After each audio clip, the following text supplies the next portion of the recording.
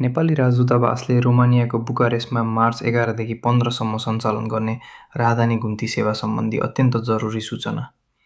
हालसम्म दूतावासको अनलाइन प्रणाली मार्फत करिब 1600 आवेदन प्राप्त भइसकेको छ। साथै राहदानीको नवीकरण सम्बन्धी राजस्व दूतावासको खातामा जम्मा हुने क्रम जारी नै रहेको छ।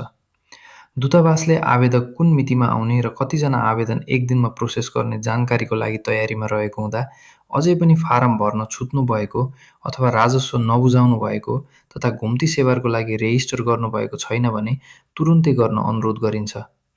रेजिस्टर गर्ने लिङ्क तथा अन्य जानकारी यस प्रकार रहेको छ। यस लिङ्कमा रहेको सम्पूर्ण जानकारी भर्नुहोस्। रेजिस्टर गर्न यस क्युआरलाई स्क्यान गर्नुहोस्। फारम भर्न यहाँ क्लिक गर्नुहोस्। घुम्ती सेवा सम्बन्धी आधिकारिक जानकारीको लागि यहाँ क्लिक गर्नुहोस्। घुम्ती सेवा सम्बन्धी नेम लिस्ट तथा अन्य जानकारी 4 देखि 5 मार्चसम्ममा दूतावासको फेसबुक पेजमा प्रकाशित गरिनेछ। धन्यवाद। अब दूतावासको सेवा लिनको लागि र दूतावासले चाहिँ कतिजना चाहिँ सेवाग्राहीहरू आउनुहुन्छ, कतिजना चाहिँ कुन दिन सेवाग्राहीहरूलाई बोलाउँदा ठिक हुन्छ, त्यो व्यवस्थापनको लागि चाहिँ तपाईँले रेजिस्टर गर्नुपर्ने हुन्छ है। यो क्युआर कोडलाई स्क्यान गर्दाखेरि तपाईँले एउटा गुगल फर्मको लिङ्क खुल्छ। त्यसलाई चाहिँ तपाईँ त्यो लिङ्कमा चाहिँ तपाईँले आफ्नो डिटेलहरू भर्नुपर्ने हुन्छ। यसमा तपाईँको नाम भयो, जन्ममिति, अङ्ग्रेजी जन्ममिति, नेपाली जन्ममिति, तपाईँको वाट्सएप भएको लोकल नम्बर होइन, अनि तपाईँको एड्रेस रोमानियामा हुनुहुन्छ भने रोमानियाको एड्रेस, सर्बियामा हुनुहुन्छ भने सर्बियाको, हङ्गरीमा हुनुहुन्छ भने हङ्गरीको। यो घुम्ती शिविर चाहिँ रोमानियामा हुन्छ, तर त्यहाँ वरिपरिको देशको दूतावासले हेर्ने अरू देशको नजिकैको देशको सेवाग्राहीहरू पनि त्यहाँ आउन सक्नुहुन्छ।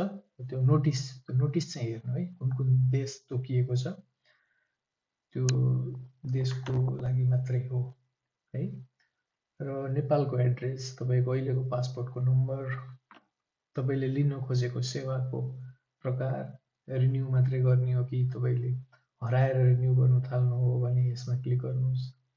तपाईँको ड्यामेज भएर क्लिक गर्नु, ड्यामेज भएर रिन्यू गर्न खोज्नु भएको भने ड्यामेजमा क्लिक गर्नुहोस्। सिटिजनसिप नम्बर यसमा उल्लेख गर्नुपर्ने हुन्छ। तपाईँको पेमेन्टको ट्रान्ज्याक्सनको रेफरेन्स यसमा पेस्ट गर्नुहोस् र कुन मितिमा तपाईँले ब्याङ्कमा पैसा पठाउनु हो त्यो मिति पनि यसमा उल्लेख गर्नुहोस् है। र आफ्नै एकाउन्टबाट पठाउनु भएको हो भने यसमा क्लिक गर्नुहोस्। साथीकोबाट पठाउनु भएको अथवा अरू कसैको एकाउन्टबाट पठाउनु भएको भने यसमा क्लिक गर्नुहोस् है। त्यो भेरिफाई गर्नलाई दूतावासलाई सजिलो हुन्छ।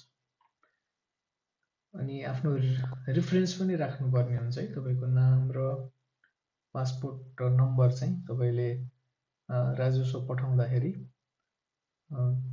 फलानु व्यक्तिको लागि यो पासपोर्ट नम्बर भएको फलानु व्यक्तिको लागि पठाइएको भनेर रेफरेन्समा राख्नुपर्ने हुन्छ है, पैसा पठाउँदाखेरि चाहिँ, राजस्व पठाउँदाखेरि। अनि यो तपाईँको पासपोर्ट एप्लिकेसन फर्मको कोड, यो भनेको चाहिँ तपाईँको यो कोड हो है। यो कोड कपी गरेर यसमा पेस्ट गर्न सक्नुहुन्छ। यो कोड तपाईँले फर्म डाउनलोड गरिसकेपछि यो लास्टमा आउने कोड हो है, यही कोड हो तपाईँको फर्मको कोड भनेको। त्यसलाई चाहिँ यहाँ ल्याएर पेस्ट गर्नुपर्ने हुन्छ है। यो कोड भए पश्चात दूतावासलाई ट्र्याक गर्नलाई सजिलो हुन्छ तपाईँको एप्लिकेसन है। अनिवार्य रूपमा राख्नु होला यो। र अरू कुनै जानकारी तपाईँले सेयर गर्न चाहनुहुन्छ दूतावासलाई भने त्यो जानकारी यसमा यो फिल्डमा राखेर यसलाई चाहिँ सबमिट गरिदिने है। यो फर्मलाई पुरै फिल गरेर सबमिट गरिदिने अनिवार्य रूपमा है।